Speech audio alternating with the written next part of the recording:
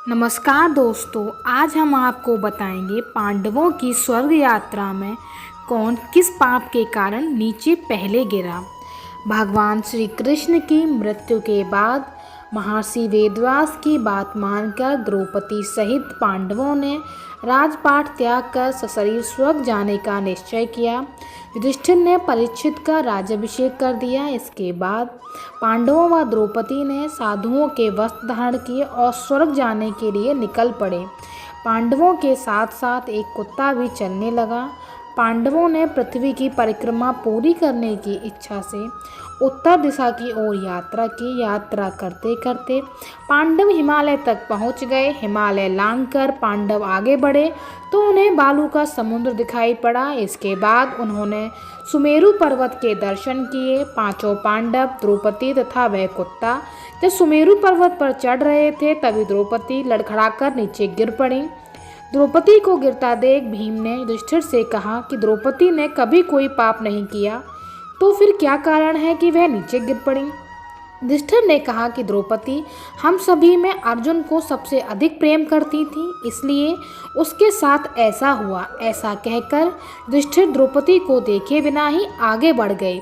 द्रौपदी के गिरने के थोड़ी देर बाद सहदेव भी गिर पड़े। भीम ने सहदेव के गिरने का कारण पूछा तो युधिष्ठिर ने बताया कि सहदेव किसी को अपने जैसा विद्वान नहीं समझता था, इसी दोष के कारण इसे आज गिरना पड़ा। द्रौपदी व सहदेव के बाद चलते चलते नकुल भी गिर पड़े। भीम ने जब युधिष्ठिर से इसका कारण पूछा तो उन्होंने बताया कि नकुल को अपने रूप रंग पर बहुत अभिमान था। वह इसी कारण अपने आप को सबसे ज़्यादा रूपवान समझता था, इसलिए आज इसकी यह गति हुई है। युधिष्ठिर, भीम, अर्जुन व वह कुत्ता जब आगे चल रहे थे तभी थोड़ी देर बाद अर्जुन भी गिर पड़े। युधिष्ठिर ने भीम को बताया कि अर्जुन को अपने पराक्रम पर बहुत अभिमान था।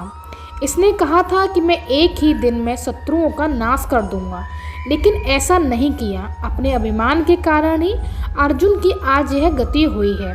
ऐसा कहकर युधिष्ठिर आगे बढ़ गए। थोड़ी देर आगे चलने पर भीम भी गिर पड़े। जब भीम ने युधिष्ठिर को पुकार कर पूछा कि हे राजन, यदि आप जानते हो तो मेरे पतन का कारण भी बताइए।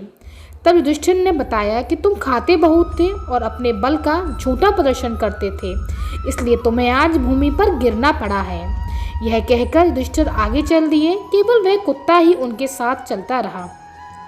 युधिष्ठिर कुछ ही दूर चले थे कि उन्हें स्वर्ग ले जाने के लिए स्वयं देवराज इंद्र अपना रथ लेकर आ गए।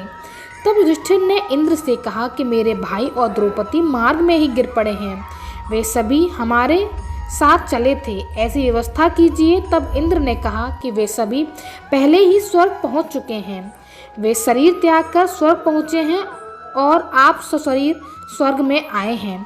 इंद्र की बात सुनकर युधिष्ठिर ने कहा कि यह कुत्ता मेरा परम भक्त है, इसलिए इसे भी मेरे साथ स्वर्ग ले जाने की आज्ञा दीजिए। लेकिन इंद्र ने ऐसा करने से मना कर दिया। काफ़ी देर समझाने के बाद भी जब युधिष्ठिर बिना कुत्ते के स्वर्ग जाने के लिए नहीं माने तो कुत्ते के रूप में यमराज अपने वास्तविक स्वरूप में आ गए।